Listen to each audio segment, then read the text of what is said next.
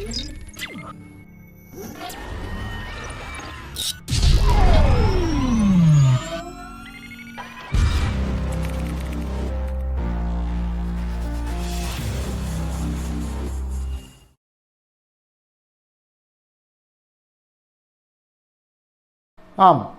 அன்பார்ந்த மாணவர்களே, நுண்ணங்கிகளின் பிரயோகம் அப்படிங்கிற இந்த முதலாவது அலகுக்குள்ள கடைசி செக்ஷனில் நாங்கள் வந்து நிற்கிறோம்.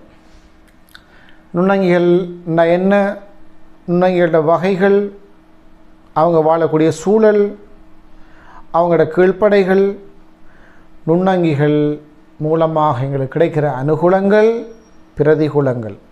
அனுகூலங்களில் 4 துறைகளுக்குள்ளே பார்த்தோம், ஒன்றொன்றுக்குள்ளேயும் உதாரணங்கள் பார்த்தோம். பிரதிகூலங்கள் 4 வகையாக பார்த்தோம். அதில் 3வது இடத்துல நம்ம வந்து நிற்கிறோம். நுண்ணங்கிகளோட பிரதிகூலம்னு சொல்லும்போது, நுண்ணங்கிகளால் மனிதனுக்கு நோய் ஏற்படுத்துறது, நுண்ணங்கிகளால் தாவரங்களுக்கும் விலங்குகளுக்கும் நோய் ஏற்படுறது, 3வது நுண்ணங்கிகளால் உணவு பழுதடைதல் என்ற இடத்துக்கு நம்ம வந்திருக்கோம். நுண்ணங்கிகளால் உணவு பழுதடைதல் அப்படின்னு சொல்கிற நேரத்தில் பிள்ளைகள், நுண்ணங்கிகளின் வளர்ச்சிக்கு அவசியமான காரணிகள் உணவில் காணப்படுவதால் நுண்ணங்கிகள் உணவில் பெருக்கமடைகின்றன. ரைட்? நுண்ணங்கிகளோட வளர்ச்சிக்கு அவசியமான காரணிகள் உணவில் இருக்குது. அதனால் உணவில் அதிகமாக நுண்ணங்கி பெருக்கம் அடையுது. போஷணை, சாப்பாடு, மனுஷனும் அப்படி தானே பிள்ளைகள், எங்கே சாப்பாடு இருக்குதோ அங்கே தானே நம்ம சுற்றி சுற்றி இருப்போம் இல்லையா? கூத்துக்கு பிந்தினாலும் சோத்துக்கு முந்தோனும் சொல்லுவாங்க, கேள்விப்பட்டிருப்பீங்க இல்லையா? அப்போ சாப்பாடு எங்கே கிடைக்குதோ அங்கே தான் நம்மளும் வட்டம் அடித்து கொண்டு நிற்போம். அது மாதிரி தான் நுண்ணங்கியும். ஏன் உணவுப் பொருட்களை குறிவைக்குதுண்டா, அவருக்கும் போஷணை தானே தேவை. அதனால் சாப்பாடு கிடைக்கிற இடத்துல நுண்ணங்கியும் அந்த சாப்பாட்டில் அதிகமாக தொழிற்படுது. போஷணையில் அவர்கள் அதிகமாக தங்கியிருக்கிறதால அந்த உணவுப் பொருட்களை நுண்ணங்கி பழுதடைய செய்து. நுண்ணங்கிகளினால் உணவில் அடங்கியுள்ள கூறுகள் வேறு பாதகமான பதார்த்தங்களாக மாற்றப்படலாம் அல்லது தொட்சின்கள் உணவுடன் சேர்க்கப்படலாம். அப்போ இந்த நுண்ணங்கியில், அதாவது இந்த உணவில் நுண்ணங்கி தொழிற்படுகின்ற காரணத்தால் அந்த உணவோடு வேறு ரசாயன பதார்த்தங்கள் சேரும். அந்த நுண்ணங்கிகளால் உற்பத்தியாக்கப்படுகின்ற அந்த ரசாயன பதார்த்தங்கள் உணவோடு சேர்றது ஒன்று. 2வது பிள்ளைகள், சில நேரங்களில் நுண்ணங்கி தொழிற்பாட்டால் தொட்சின்கள், நஞ்சு, தொட்சின்னா நஞ்சு, அந்த நஞ்சு உணவோடு சேர்ந்து அது மனுஷனுக்கு பாதகமாக அமைந்து விடவும் முடியும். அப்போ நுண்ணங்கிகளால் இந்த மாதிரி பாதிப்புகள் ஏற்படுது. இதனால் இவிட முக்கியமானது பிள்ளைகள் பாருங்கள், இதனால் இந்த நுண்ணங்கிகளால் உணவில் ஏற்படக்கூடிய இந்த மாற்றங்களை எப்படி ஒரு வரைவிலக்கணம் மாதிரி சொல்கிறாங்கடா பாருங்கள். இதனால்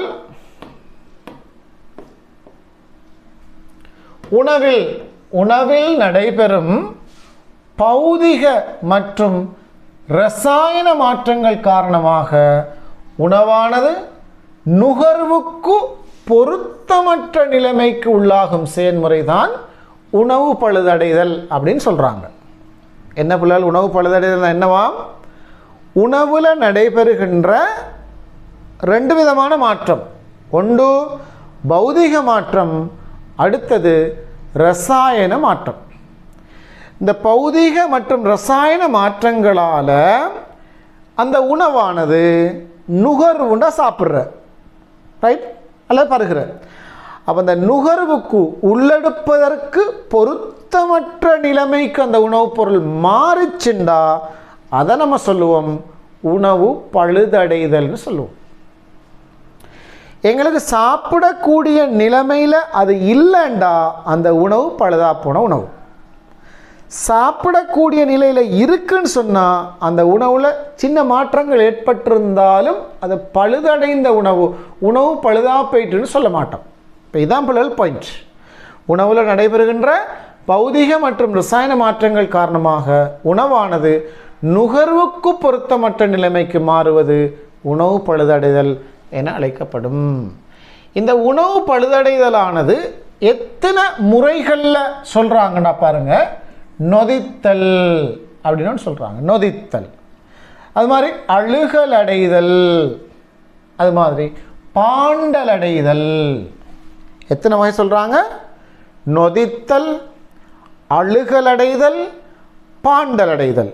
இப்படி 3 விதமான மாற்றங்கள் சொல்கிறாங்க. இந்த உணவில் நுண்ணங்கிகள் தொழிற்படுறதால ஏற்படுற மாற்றங்கள். அதில் முதலாவது நொதித்தல்.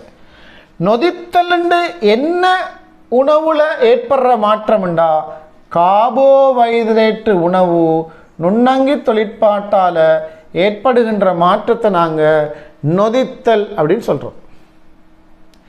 புரத உணவுகள் பழுதா போகிறத அழுகல் அடைதல்னு சொல்கிறோம். மீன் அழுகி போகிற, இறைச்சி அழுகி போகிறது.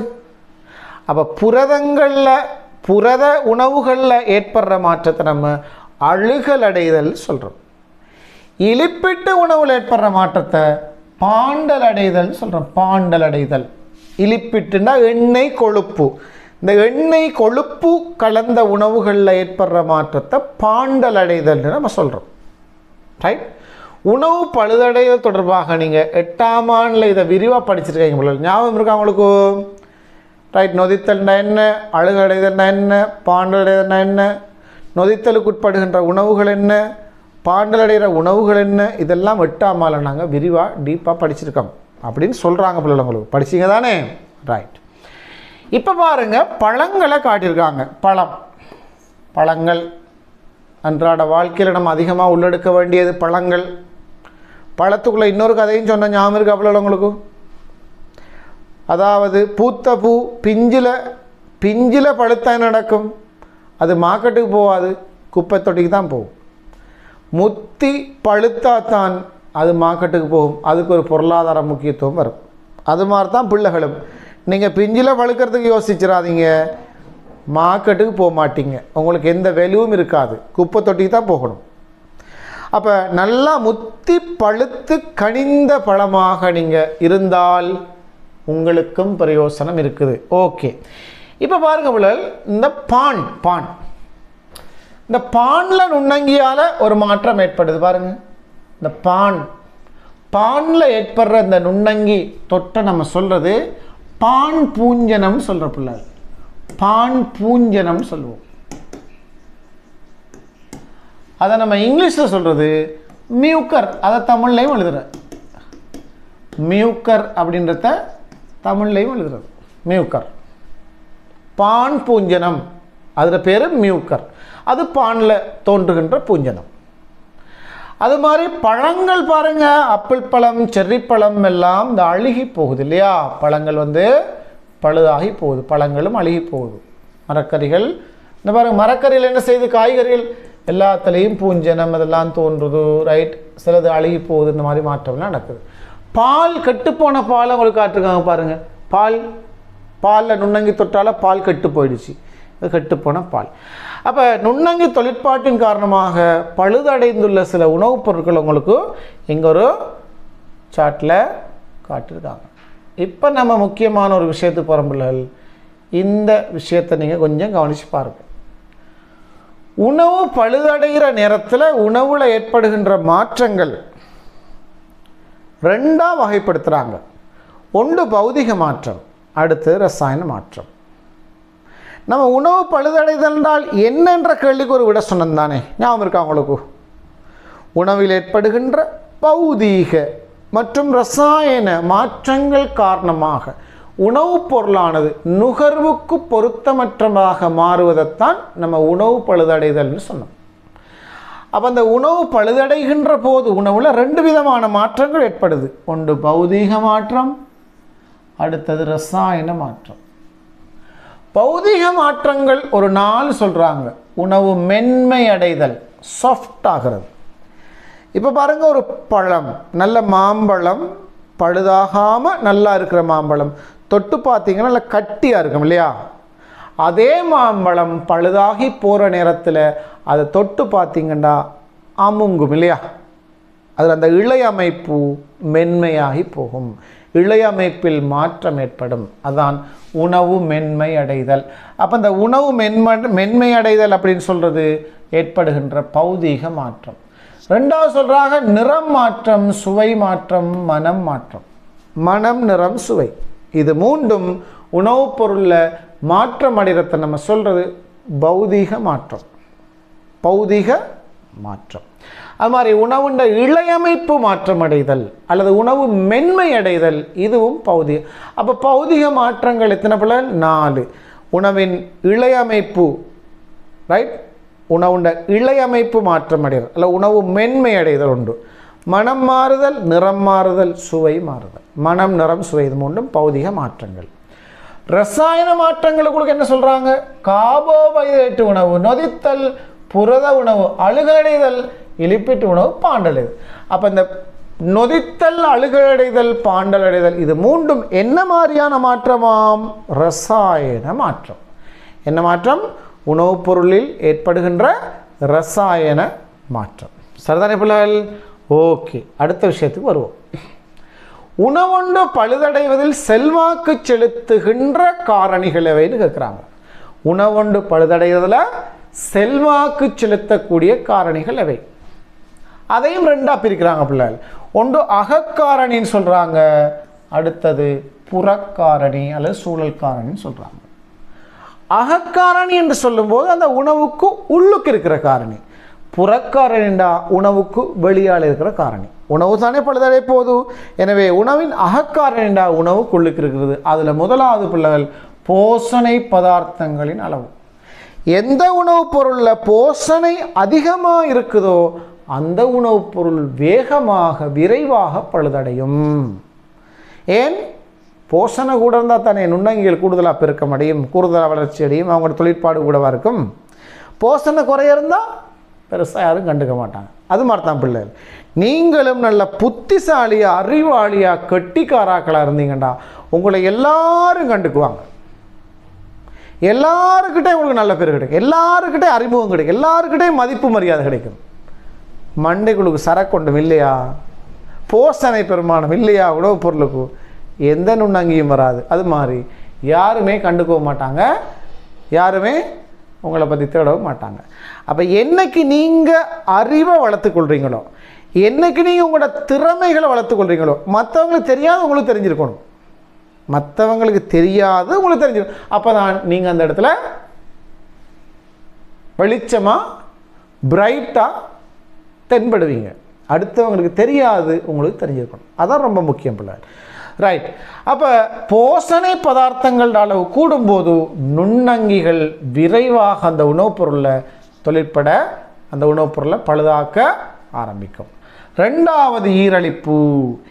ஈரழிப்பு என்றது உணவுப் பொருள் நுண்ணங்கியால் கெட்டு போகிறதுக்கு மிக முக்கியமான ஒரு காரணி, மிக முக்கியமான ஒரு காரணி.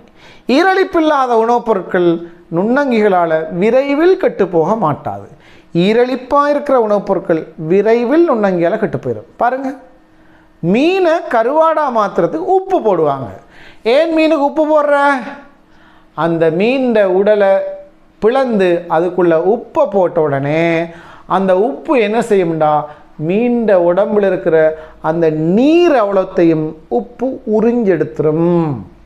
அந்த உப்புக்கள் அந்த மீன் உடம்பில் இருக்கிற தண்ணியெல்லாம் உறிஞ்சிடும்.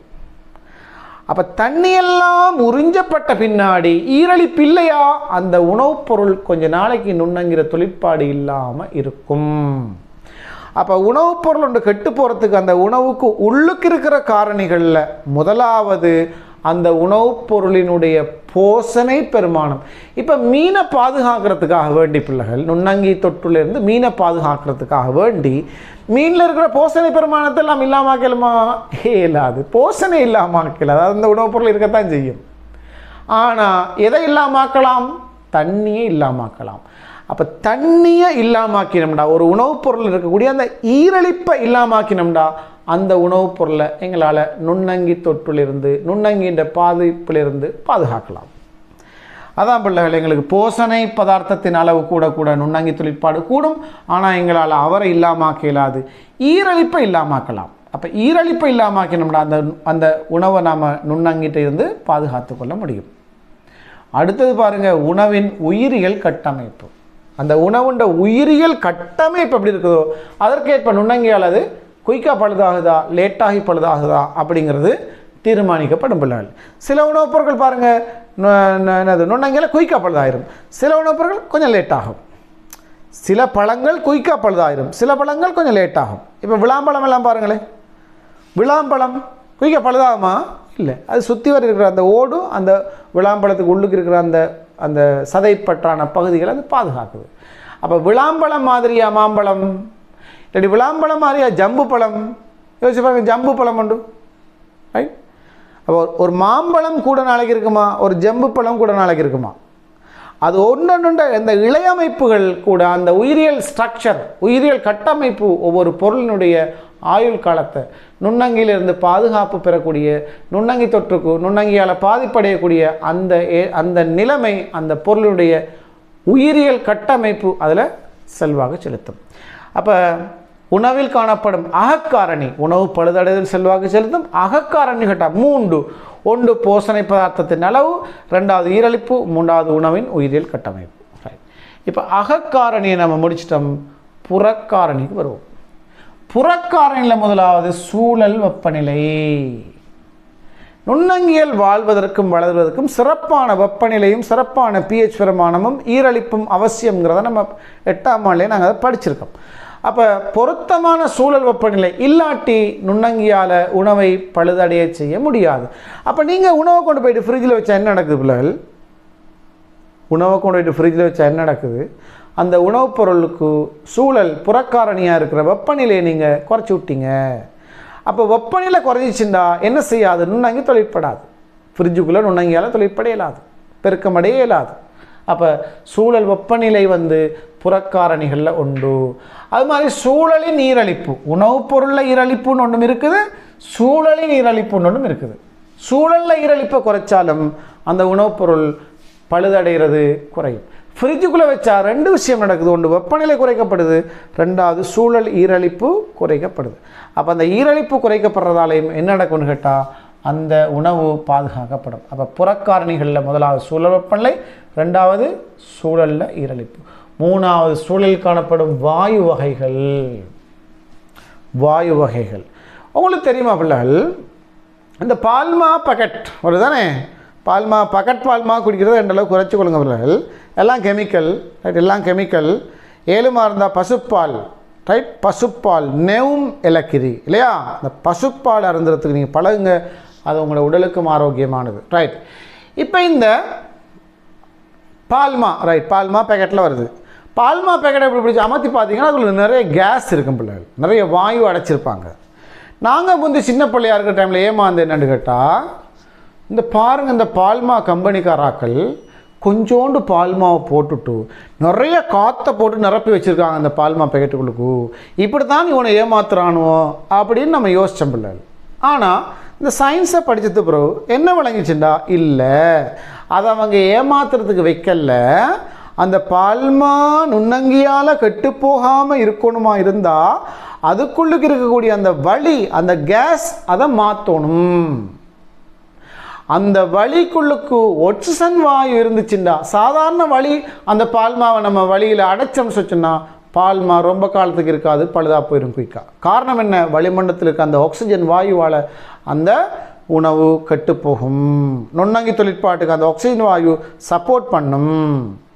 அதே நேரத்தில் பிள்ளைகள் பால்மா பேக்கெட்டுகளுக்கு என்ன வாயு அடைக்கிறாங்கண்டா, அது ஒன்றில் நைதரசன் வாயு அல்லது ஆகன் வாயு அல்லது நைதரசன் வாயுவும் ஆகன் வாயுவும் கலந்த கலவை.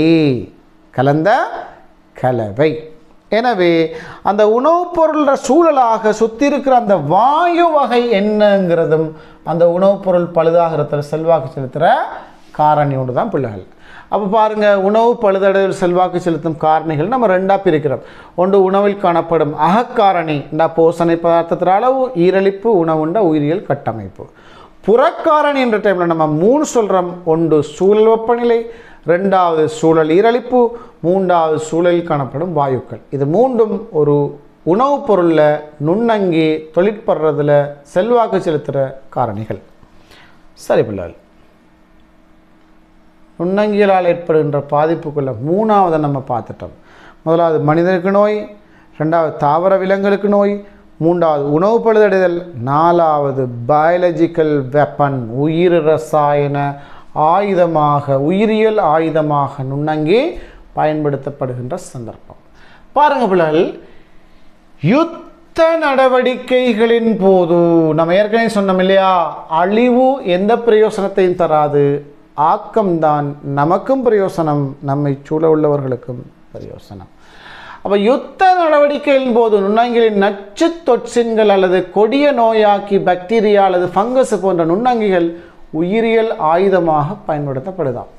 நுண்ணங்கியை பயன்படுத்தலாம், அல்லது நுண்ணங்கியின் நச்சுத்தன்மையான தொற்சின் நஞ்சுகளை பயன்படுத்தலாம்.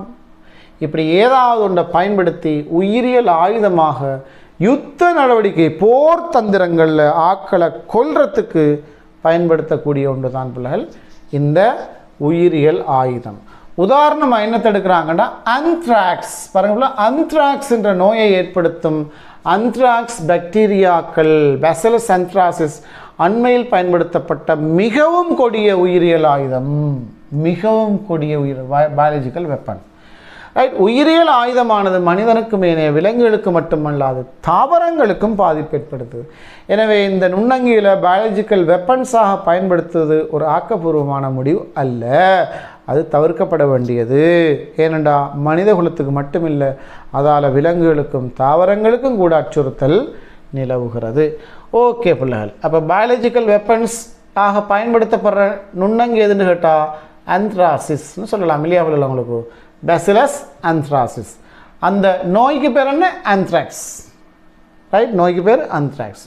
நோய் அப்படின்னா பிள்ளைகள் இந்த ஆந்த்ராசிஸ் பேசிலஸ் ஆந்த்ராசிஸ்ன்ற அந்த பாக்டீரியாவை அனுப்புகிறாங்க. சில ஆக்கள் அந்த கடிதத்துக்குள்ளே வச்சு அனுப்புவாங்க. கடிதத்தையோ திறக்கிற இடத்துல அந்த பாக்டீரியா வர மூக்கு வழியாக உடலுக்குள்ளே போயிட்டு அதிலேயே அவர் மரணிக்கிறதுக்கு வாய்ப்புகள் அமைந்து காணப்பட்டது. இதுதான் இந்த ஆந்த்ராசிஸ்ன்றது கொடிய ஒரு உயிரியல் ஆயுதம் பிள்ளைகள். ஓகே, அப்போ நுண்ணங்கிகள் தாவரத்துக்கு பாதிப்பு ஏற்படுத்துகிற மாதிரி விலங்குகளுக்கும் பாதிப்பு ஏற்படுது. இப்போ நாங்கள் இந்த பாடத்தினுடைய செக்ஷனை ஃபுல்லாக முடிச்சிட்டோம் பிள்ளைகள். ஓகே, இப்போ உங்களுக்கு நான் வழங்குகிற தகவல் என்னென்னு கேட்டால், இந்த அழகை நீங்கள் வீடியோ வடிவில் பார்த்துருக்குறீங்க. ரைட், அது மாதிரி இதை நீங்கள் மொபைல் ஆப்புக்குள்ளே பார்த்தீங்கன்னா உங்களுக்கு வீடியோவும் கிடைக்கும், அதுக்கு மேலதிக யூடியூப் விளக்க வீடியோக்கள் கிடைக்கும், ஆன்லைன் ப்ராக்டிஸ் கிடைக்கும், டவுட் கிளியரன்ஸ் ஃபோரம் உங்களுக்கு 24 hours வீக்கில் 7 days நீங்கள் விருப்பமான நேரத்தில் டவுட் கேட்கக்கூடிய வசதியை எங்களோட மொபைல் ஆப் உங்களுக்கு செஞ்சு தருது. இது வேறு எங்கேயும் இந்த பாக்கியம் கிடைக்காது. உங்களுக்கு எப்போ டவுட்டை கேட்கணுமோ அப்போ நீங்கள் கேட்கலாம். அந்தந்த டீச்சர்ஸ்மார்கள் விரைவாக பொருத்தமான நேரத்தில் உங்களுக்கு அந்த டவுட்டை கிளியர் பண்ணி தருவாங்க. ரைட், நாங்கள் படிப்பிக்கிற வீடியோ, மேலதிக யூடியூப் வீடியோ, அது மாதிரி ஆன்லைன் ப்ராக்டிஸ், அது மாதிரி பிடிஎஃப்பில் டியூட் அசைன்மெண்ட் கிடைக்கும், அது மாதிரி டவுட் கிளியரன்ஸ் ஃபோரம் 5 விஷயம் உங்களுக்கு எங்களோட அல் இஹ்லாஸ் ஹோம் ஸ்கூல் மொபைல் ஆப்புக்குள்ளால் உங்களுக்கு கிடைக்கும் பிள்ளைகள். எனவே இந்த வீடியோக்களை நீங்கள் பார்த்து இதை உங்களுக்கு திருப்தி அளித்தால் இதுதான் உங்களுக்கு பொருத்தமான இடம் என்பதை நீங்கள் அறிந்து கொண்டால், science not only for exam, அது பாடசாலை பரீட்சைக்கு மட்டுமானது அல்ல. சயின்ஸ் விஞ்ஞானம் வாழ்க்கைக்கானது, லைஃபுக்கானது. நாங்கள் இன்ஷா அல்லாஹ் அடுத்தடுத்த பாட விடயங்களில் இடையில கதைகள் சொல்லுவோம், இடையில வரலாறு சொல்லுவோம், இடையில ஜோக் உங்களுக்கு இருக்கும், எல்லாமே அதுக்குள்ளே இருக்கும். அறிவார்த்தமான விஷயங்கள் இருக்கும், அவதானம் செலுத்த வேண்டியது இருக்கும், அறிவுறுத்தல்கள் இருக்கும், எல்லாமே சேர்ந்ததாகத்தான் எங்களுடைய இந்த வகுப்பு காணப்படும். ரைட், எங்களோட பிள்ளைகளை நாங்கள் கொண்டு போயிட்டு சேர்க்க நாங்கள் நினைக்கிற இடம் போடுற ஷேற்ற கலருக்கு பிள்ளைகள் வண்டி ஓடணும். சம்பாதிச்சா அப்படி சம்பாதிக்கணும். பிள்ளை படித்தா பிள்ளைகள் எப்படி படிக்கணும் தெரியுமா? ஒரு துறையை நம்ம செலக்ட் பண்ணோம்னா அந்த துறையில் நாங்கள் எக்ஸ்பர்ட்டாக இருக்கணும். படிக்க வலிக்கிட்டோம்டா, படிச்சுத்தான் கரை காண்றோம்டா. ஒரு துறையை தெரிவு செய்தால் மெடிசின் தான் மெடிசின், ரைட், அது மாதிரி இன்ஜினியர்னா இன்ஜினியரிங், ஐடின்னா ஐடி, எந்த துறையை தெரிவு செய்தாலும் அந்த துறையில் டாப்புக்கு போகணும் பிள்ளை. அப்படி படிக்கணும். அதுக்கான அத்தனை வழிவகைகளையும் நாங்கள் உங்களுக்கு இந்த மொபைல் ஆப்பால் செஞ்சு தருவோம் இன்ஷா அல்லாஹ். அதே மாதிரி தான் சம்பாதிக்க வழிக்கிட்டா பிள்ளைகள் சம்பாதிக்கணும். போடுற ட்ரெஸ்ஸில் கலருக்கு வேண்டிய ஒரு சம்பாதிக்கணும். இன்றைக்கி உலகம் ஒரு குக்கிராமம் மாதிரி. எங்களோட வீட்டில் உள்ள பொருளை நாங்கள் உலகத்தில் எந்த மூளைக்கும் விற்கலாம். ரைட். சின்ன சின்ன பொட்டி கடை வச்சுட்டு ஒரு ஊருக்குள்ளே இருக்கிற 10 கஸ்டமருக்கு அவனுடைய சண்டை பிடிக்கிற நிலைமையில் நாங்கள் இருக்கக்கூடாது. எங்களோட பார்வைகள் எங்களோட சிந்தனைகள் விசாலமானதாக இருக்க வேண்டும். ரைட். எங்கள்கிட்ட படிக்கிறவர்கள் அப்படி தான் யோசிப்பாங்க. ரைட். விசாலமான சிந்தனை, பறந்து விரிந்த சிந்தனை இருக்கணும். நம்மளோட கிராமம் தான் நம்மளுக்கு உலகம் இருக்கக்கூடாது. இந்த உலகமே நமக்கு ஒரு கிராமமாக இருக்கணும். சொல்கிற வழங்குதா பிள்ளைகள்? நம்ம இருக்கிற கிராமத்துக்குள்ளுக்கு தான் நம்ம இருக்கிறவங்க நம்ம நினைக்கக்கூடாது. ஆனால் எங்கட பிள்ளைகளுக்கு இந்த மொத்த உலகமுமே ஒரு கிராமம் மாதிரி. அந்த அடிப்படையில் உலகத்தில் இருக்கிற அவ்வளோ பேருடைய நாங்கள் டீலிங் பண்ணுற நேரத்தில் நாங்கள் புத்திசாலியாக இருக்கணும். எங்களோட புத்தி, எங்களோட மூளை, எங்களோட சிந்தனை, எங்களோட செயல்பாடு, எங்களோட நடவடிக்கைகள் அத்தனையும் மாறணுமா இருந்தால் சயின்ஸை நாங்கள் பெஸ்ட்டாக படிக்கணும். அந்த சயின்ஸை நீங்கள் பெஸ்ட்டாக படிக்கிறதுக்கு எங்களோட இந்த கிளாஸ் அல் இக்லாஸ் ஹோம் ஸ்கூல் உங்களுக்கு பிரயோசனம் அளிக்கும் என்று நாங்கள் நம்புகிறோம். எனவே நீங்கள் இதில் 2வது 3வது அடுத்தடுத்த தொடர்ச்சியான யூனிட்ஸில் நீங்கள் படிக்கிறதுக்கு எங்களோட மொபைல் ஆப்பை டவுன்லோட் பண்ணுங்கள். அது தொடர்பான சகல விடயங்களும் உங்களுக்கு இந்த யூடியூப் வீடியோவில் கீழே டிஸ்கிரிப்ஷனில் கொடுத்துருப்பாங்க. அதை நீங்கள் பார்த்து பிரயோசனம் அடைந்து கொள்ளலாம். ஓகே.